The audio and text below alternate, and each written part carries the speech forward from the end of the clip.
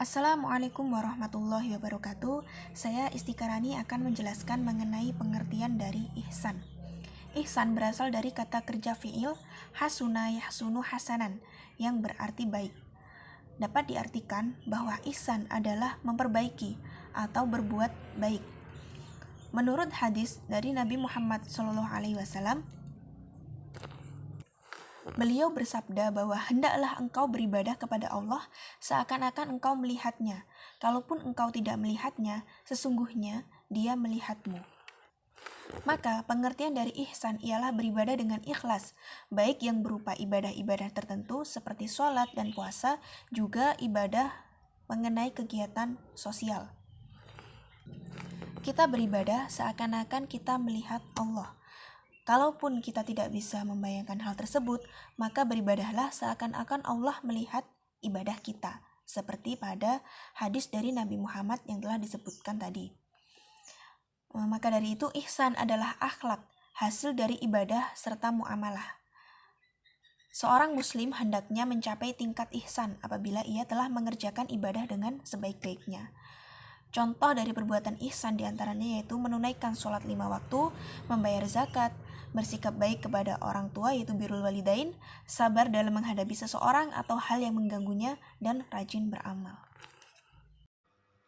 Perkenalkan, nama saya Yunita Sulistianingsih. Saya di sini akan menjelaskan materi yang selanjutnya, yaitu tentang objek ihsan. Perlu kita ketahui bahwa objek ihsan terbagi menjadi dua, yaitu yang pertama, objek ihsan terhadap Allah Subhanahu wa Ta'ala sebagai pencipta, dan yang kedua, objek ihsan terhadap makhluk ciptaan Allah Subhanahu wa Ta'ala. Baik, bahasan yang pertama yaitu tentang objek ihsan terhadap Allah Subhanahu wa Ta'ala.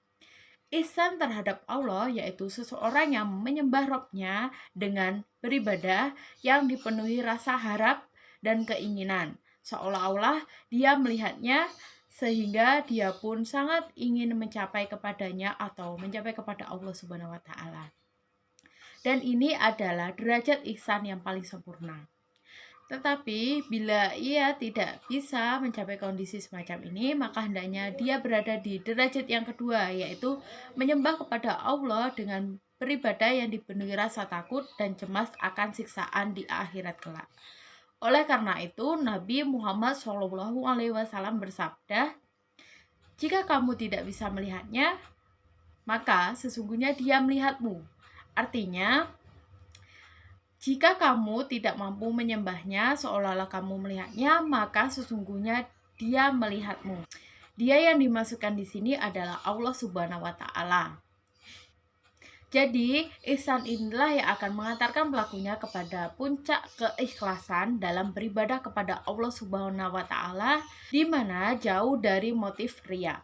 Jadi, tingkatan ihsan ini mencakup perkara lahir maupun batin.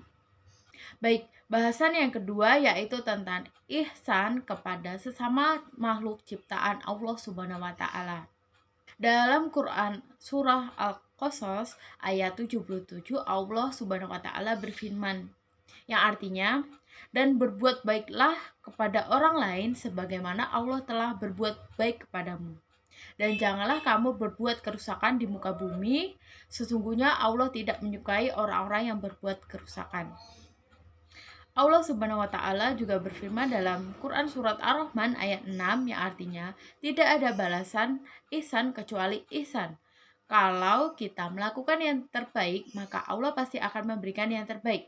Hal ini bukan hanya untuk semua orang muslim, tetapi untuk seluruh manusia.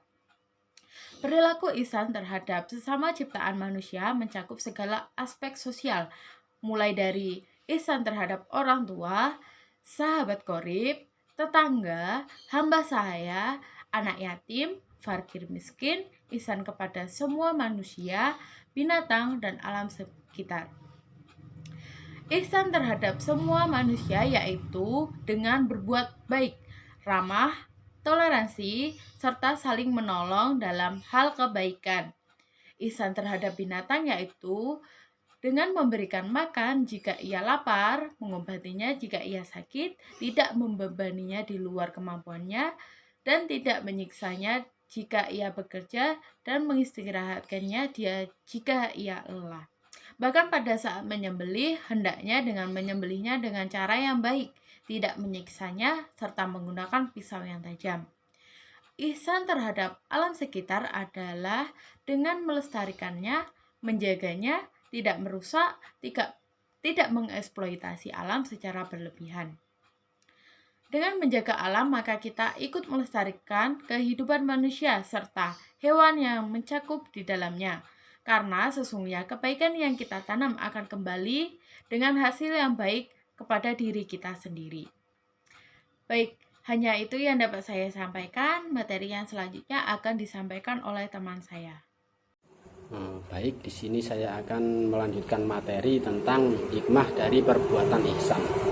Nah, pengertian hikmah itu sendiri merupakan sebuah nasihat atau pelajaran, baik yang diambil dari sebuah peristiwa, kejadian atau kisah yang terinspirasi dari sumber-sumber tertentu. Nah, adapun beberapa hikmah dari ihsan yaitu yang pertama, melatih diri kita untuk selalu berbuat ikhlas, baik itu dalam hal beribadah kepada Allah maupun hubungan kita dengan ciptaan Allah. Yang kedua, dapat melatih diri menjadi manusia yang lebih baik lagi, karena kita terlatih untuk berperilaku ihsan. Yang ketiga, menjadikan pribadi kita lebih positif. Nah, kan semakin banyak kita berbuat ihsan, maka semakin banyak pula hal-hal positif yang akan kita lakukan dan kita akan meninggalkan hal-hal yang negatif. Yang terakhir yaitu kita menerima kebaikan apa yang telah kita lakukan. Cukup sekian presentasi dari saya. Bila ada kurang lebihnya, saya mohon maaf. Wassalamualaikum warahmatullahi wabarakatuh.